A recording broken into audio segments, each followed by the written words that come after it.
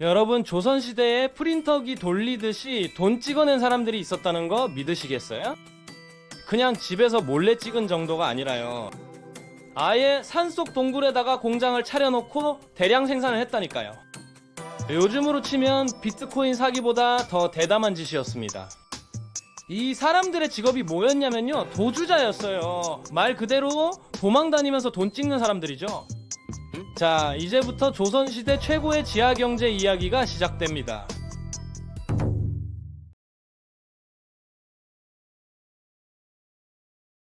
처음엔 조선 사람들이 동전을 완전 무시했습니다. 쌀이랑 배가 훨씬 낫다고 생각했거든요. 동전은 먹지도 못하고 입지도 못하잖아요. 실용성 제로였던 겁니다.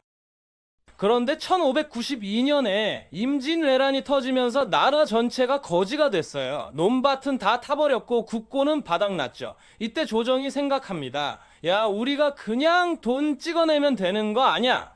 1678년 숙종 임금이 상평통보라는 동전을 만들어서 전국에 뿌립니다. 구리로 만든 이 동전이 대박이 났어요.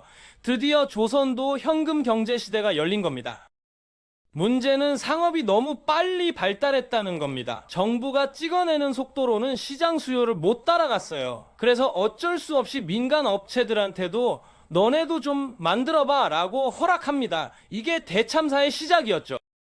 민간 주조소가 우후죽순 생겨났고 화폐 만드는 기술이 동네방네 퍼졌습니다. 그런데 사람 욕심이 어디까지일까요? 비싼 구리 대신에 납이랑 아연을 몰래 섞기 시작한 겁니다. 더 웃긴 건 정부한테 아예 신고도 안 하고 불법 화폐를 만들어 팔았어요. 당시 상평토나 만드는 원가가 얼마였냐면요, 시장 판매가의 5분의 1밖에 안 됐습니다. 하루 종일 땡땡땡 찍기만 해도 부자 되는 장사였던 거죠. 완전 로또였어요.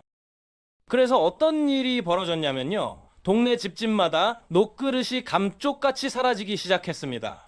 부엌에 있던 밥 짓는 솥까지 훔쳐가는 도둑들이 나타났어요. 구리 냄새만 나면 도둑들이 달려드는 세상이 온 겁니다. 위조화폐 제작이 점점 조직화되기 시작합니다. 남녀노소 가리지 않고 사람들을 모아서 산 깊은 곳이나 사람 없는 섬에 비밀 공장을 차렸어요. 진짜랑 가짜를 전문가들도 못 알아볼 정도로 정교하게 만들었다니까요. 단속이 심해지자 이 사람들은 더 깊은 산속으로 숨어들었습니다. 1724년 인천 앞바다의 외딴 섬에서 엄청난 규모의 불법 공장이 적발됩니다. 관군이 들이닥쳤을 때는 범인들이 이미 도망갔는데요, 남은 증거물만 봐도 입이 딱딱 벌어지는 수준이었어요. 구리가 3,100근, 석탄이 208석이나 쌓여 있었습니다. 수만 개의 위조 동전을 만들 수 있는 양이었죠. 용광로, 거푸집, 글자 새기는 도구까지 완벽한 조폐소였던 겁니다. 조선시대 문인 이옥의 기록을 보면 더 재밌는 이야기가 나옵니다. 정보원이 수상한 여자들을 미행했는데요, 짐꾼 5명을 데리고 사치스럽게 돌아다니더래요. 끝까지 쫓아갔더니 동굴 속에서 용광로 10개가 불을 뿜고 있었대요. 완전 영화 같은 장면이죠. 대규모 가족 단위 범죄 조직이었고 자체 정보망까지 갖춰서 관군 움직임을 미리미리 파악했습니다. 지금의 마피아 조직 못지않게 치밀했던 겁니다. 더 놀라운 사실이 있습니다. 양반들도 이 짓에 가담했어요. 숙종 때는 판서의 손자 며느리가 위조 화폐 만들다가 걸려서 처형됐습니다. 심지어 화폐 담당 공무원들도 몰래 빼돌렸어요. 서류엔 26냥이라고 적어놓고 실제로는 45만 냥을 찍어낸 겁니다. 내부자 범죄였던 거죠. 단속 정보가 새 나가서 단속 오기도 전에 공장이 텅 비워지는 일도 자주 있었습니다. 조정도 손 놓고 있진 않았어요. 1690년부터 동전 뒷면에 천자문 글자를 새겨 넣기 시작했습니다. 주조소마다 다른 문양도 새겨서 어디서 만들었는지 추적하려고 했죠. 1752년엔 별 모양, 달 모양 같은 특수 기호를 넣었어요. 근데 도주자들이 이것도 다 복제해버렸습니다. 정교한 틀로 표시까지 완벽하게 재현해낸 거죠. 결국 조정은 형벌을 강화합니다. 주범은 사형, 공범은 유배.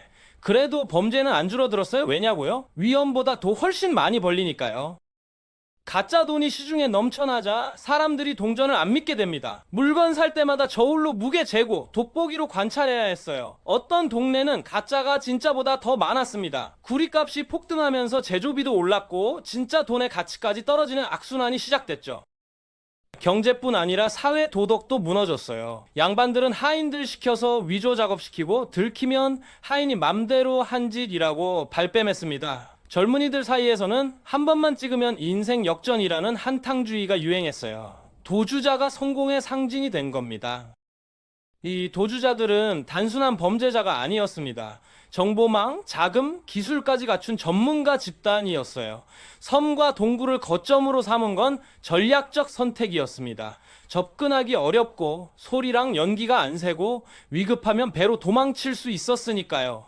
조선의 느린 행정 시스템이 이들한테는 최고의 방패였던 겁니다. 놀라운 건 이들이 고도의 기술을 가진 장인들이었다는 사실입니다.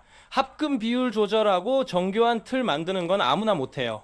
아이러니하게도 이들의 범죄가 조선 기술 수준을 보여주는 증거가 됐죠. 결국 조선의 위조화폐 문제는 단순한 범죄 사건이 아니었습니다. 급변하는 경제에 제도가 못 따라갔고 부의 불균형이 만든 구조적 문제였어요.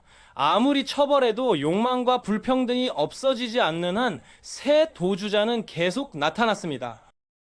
500년 전 위조화폐나 지금 디지털 사기나 본질은 똑같습니다. 기술만 바뀌었을 뿐 제도의 허점을 파고드는 방식은 비슷해요. 역사는 반복됩니다. 그때나 지금이나 신뢰가 무너지면 경제 전체가 무너지죠. 조선 후기 내내 조정은 이 문제를 해결 못했습니다.